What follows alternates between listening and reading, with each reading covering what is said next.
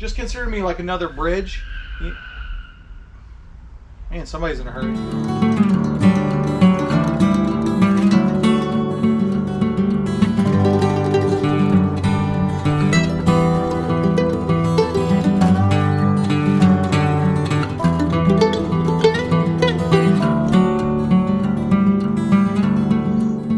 Welcome back, guys.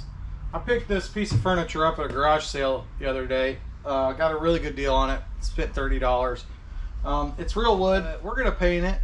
I've never painted anything like this. Usually I like to sand down and stain. Did a little bit of research. I'm no expert. I actually used YouTube. So just consider me like another bridge. Man, somebody's in a hurry. I don't know if you could pick up on camera or not. Somebody's just squealing tires like just down the road. Anyways, videos of some people that do this for a living, sell a lot of things and paint a lot of furniture and post that to YouTube, and their stuff looked really good. I've been assured you don't need to use any stripper to strip the material off. I've been assured you don't need to give it a hard sand. Really, they just used a sand sponge and instead of light sanding just to kind of rough up the surface so stuff will bond. I'm gonna go ahead and use my palm sander because I have one. So I'm gonna give it a sand down. But the first thing multiple people that I was reviewing said you need to do that a lot of people don't do is give it a real good cleaning, degreasing cleaner.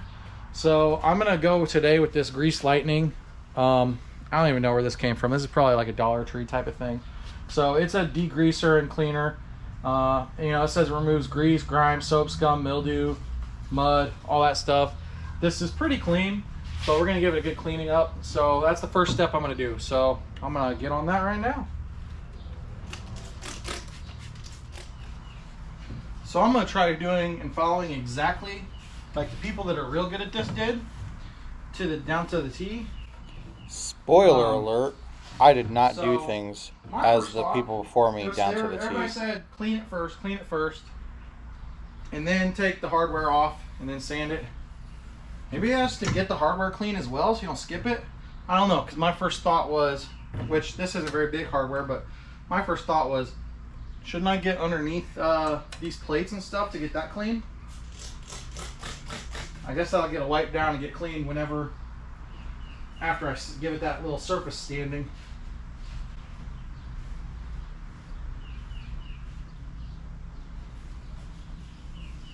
Did I say surface standing?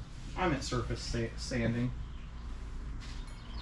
I'm gonna do it. This was the only one I hadn't. So I'm gonna put all the screws back in the back side of the pieces so that when it's all said and done, if any of them are different lengths or sizes, you know, I don't have to mix and match and figure out which screws were to which piece of hardware. So, you know, I used to love watching Rehab Addict on HGTV. Nicole Curtis, if you guys ever saw her show or not, she loves to keep things with an original style and look and restore homes, and she's just got a very classic design flavor to her style. And one thing she loves to do with hardware is she loves to take apart and clean up furniture pieces instead of, man, I'm gonna scratch this all up. Sorry, we're repainting it. It won't matter if I scratch it, will it? Although we don't want to go and doing that on purpose. Anyways,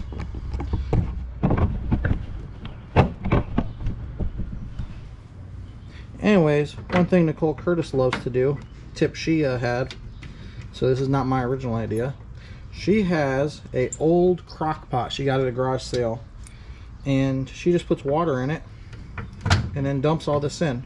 Now, don't do that with your at-home crock pot because the metals, the leads, whatever might be in this hardware, you don't want to put that in there and get that bleached into your crock, leached into your crock. You don't want to eat that stuff later. But like I said, she has a designated for this type of work crock pot she got for next to nothing, and she takes hardware and dumps it in with water. Can't remember, she might put vinegar in there too, and just leaves it soaking for 8 hours or whatever, and yeah, it'd come out looking as good as new. So I'm gonna take that shelf out, and it's not just sitting in, you know, this thing was built right, this is built solid, so it's I think it's got a groove notched in, so I'm just gonna tap this out, try to be gentle, but I'm taking that shelf out.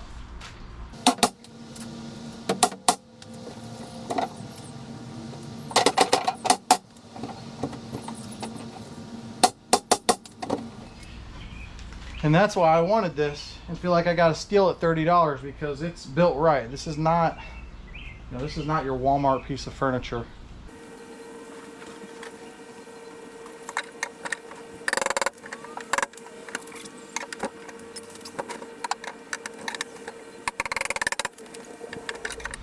All right, I've been trying to gently beat this thing apart because I don't want to tear it up. So I'm going to cut that, get a Dremel tool out and cut that. And then this side should be flush, I guess you could call it, and then it should be able to knock down and out without any problems. And about now was the point I got tired of trying to, quote, gently remove the shelf.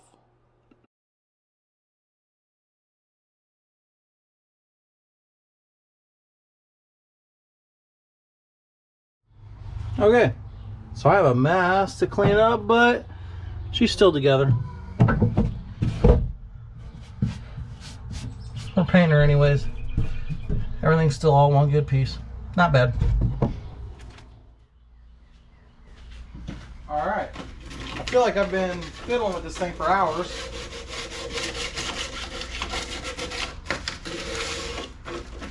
If I trust those YouTubers in front of me that do this for a living, specifically repainting furniture, you don't really need to worry about getting every nook and cranny. That priming and then painting is going to adhere just fine. But I'm going to at least use this sheet of sandpaper just to rough up this a little bit. Now I'm going to use the palm or the sandpaper sponge just on the edges here a little. And now I'm going to switch over to time lapse for a couple minutes because you guys don't want to be watching this forever. But power is awesome. So I'm going to use the palm sander and just kind of get over the main big body surfaces. It should only take me a second, but You're probably thinking to yourself about now, man, I've been watching this video for a while and he hasn't painted a dang thing. Well, that's pretty indicative of how reality felt.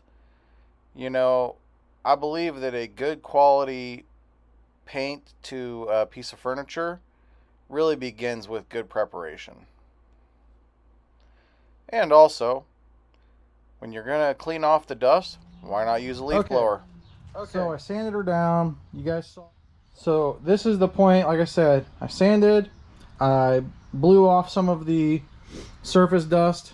If there were, honestly, I haven't really found any blemishes on this, but if I did, I would use some wood filler. So the next step is tack cloth. Tack cloth is an anti-static cloth. It basically has wax inside it. You're going to rub that over top of this whole surface, wipe it down with it, and that's going to pull the dust, the particles. Even though I did blow it off, I don't know if the lighting is picking that up or not, but yeah, you can see that on my finger. So that's what the tack cloth is for. So that's what's going next.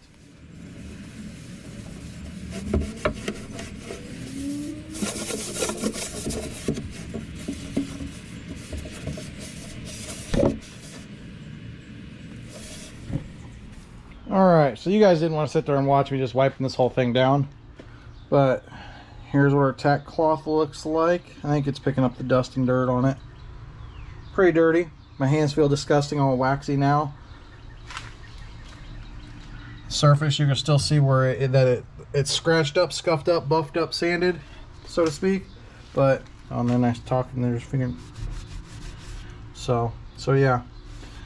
The surface is ready to go. So now we're finally ready to do a little painting. Excuse me, priming. So we're still not actually ready to paint it. We're still doing it in the preparation phase. So we're going to prime it. I'm using some Zinser, the Bullseye 123. This is a water-based primer. It's interior, exterior. It's for all kinds of surfaces. So yeah, this stuff will work. I'm very confident it's going to work great. I'm not gonna prime this super thick because you know, it's not gonna be white, it's not gonna be this wood color, it's gonna be a completely different color, but it's not gonna have to be super thick in there. So yeah, very confident rolling it'll be just fine, but I'm not going, just filling you in, I'm not going exactly like those before me went.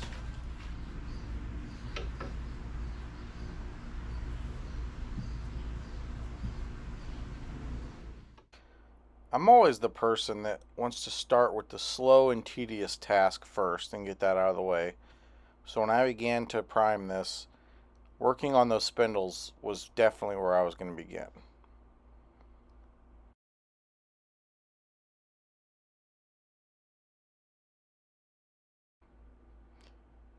Did you see it?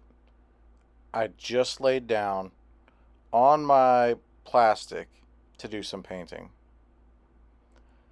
Thanks to putting these on YouTube, I don't wear old dingy cut-off t-shirts anymore. I wear what I consider halfway decent clothes so I don't look like a total slopopotamus in these videos. And I got some paint on a really nice Columbia polo that I happen to like a lot. Right there on my left hip. I wasn't thrilled about that. But life goes on. Back to the actual project. I used a small chip brush for the edges, and then, unlike the professionals in front of me, I used a roller for the larger portions of this. I did that for the priming and the painting, whereas they used chip brushes for the entire thing. Okay, so guys, not gonna lie, kind of forgot when painting this that, you know, you're not just painting a room with a roller and a stick that you can cover, you know, a whole wall in 5 minutes. It took a long time to prime this, and I was like, I don't know, I was just, it took longer than I realized it would, but that's fine. I think in the end it's gonna look good. So, remember the hardware? We're gonna go with, of course, it's back in style. I'm gonna be like, you know, all these trendy people here or whatever. So we're going with some vintage gold hardware. So just give it a nice little spray. Of course, when spray painting things, you always want to just keep moving. You don't want to stay on it. You want it to be nice and smooth. In fact, I'm gonna set you guys down so that I can concentrate on this and not be holding you in one hand and doing that. So here we go.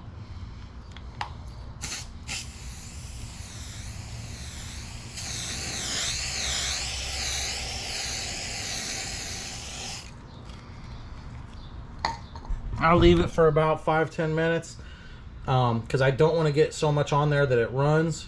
I know it could probably use another coat, and I'll probably flip those over so they're leaning on the other side. Actually, this one right here I see could use some for sure. There we go. Yeah, I don't want to do too much. I don't want it to run, so I'll come back to this. What I was doing here was using that sandpaper sponge and scuffing up the primer a little bit. I definitely wasn't going to use the palm sander at this point because I don't want to take too much primer off. At this point, I was ecstatic to finally start painting this thing.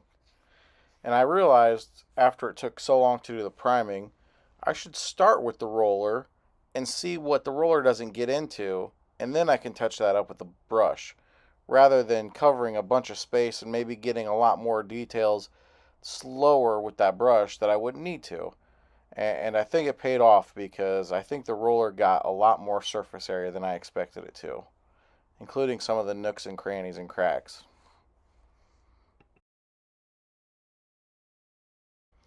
One of the biggest actions I kept doing while rolling this on was going back to areas I had already painted and just checking again for any runs or any thick spots or paints or blotches.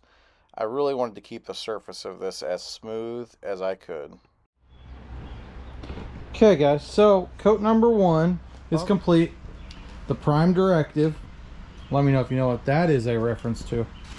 The prime directive for coat number 1 was no drippage, no runs. I went over a couple see a bunch right there. I was about to tell you, good way when you're going to reuse your rollers and your brushes is to wrap them in plastic like a grocery bag. mine are wrapped up because I plan on doing coat number 2 tonight. Sorry, you can't see what I'm doing because let's focus on it. There's a little one there. I'll try to sand that out a little bit. All right, so yeah, coat number 1, prime directive, no runs in the paint. I'm using the milk paint finish. It's for decor and furniture, as it says right on it. It's Highland Blue, Rust-Oleum brand. It bonds to good surfaces, you know, kind of designed to not need to do all the prep work I did, but I did. I want it to work out and be good, so there you go. So I keep referring to following after someone else's tutelage on doing this paint job. And she would sand just lightly in between every coat of paint. But this milk paint that I'm using has almost a chalky texture to it. So I decided to just skip the sanding in between layers and went straight back to painting after it dried. I also decided that I was going to use the brush as little as possible for my second and final coat. I was going to use that roller. I was going to skip brushing the inside of the drawers on the bottom. And as you see right here, I did use the brush around the spindles again. And I just kept going, knowing this was when I was finishing, over and over again, checking for any runs repeatedly, like almost obsessively.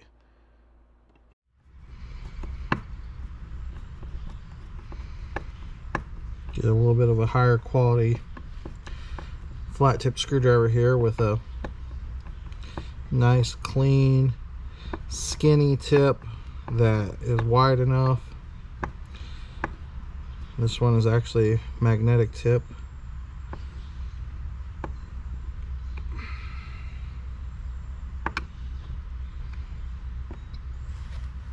Just show you the difference in this. This is the old Craftsman. I probably should get rid of it at this point. And then this is a brand new Milwaukee. I've only used it a couple times.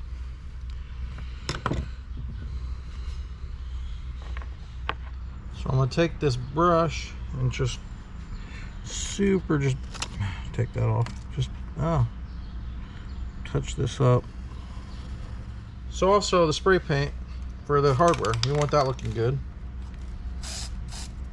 So I don't know if you can see or not. I just put a little spray paint on this plastic bag, just something random that, you know, I've got tons of grocery bags. And dip the brush in it.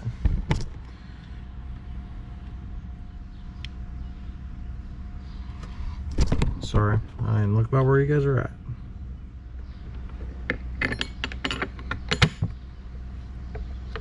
What am I doing? My brain is just not there right now, is it?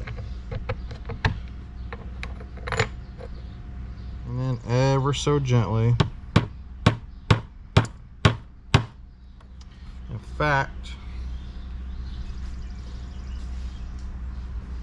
I'm going to use this cloth to finish it so I don't scuff the paint. Kept the cloth on there so I didn't hit the ornamental piece with the hammer directly and scratch it. It worked pretty good.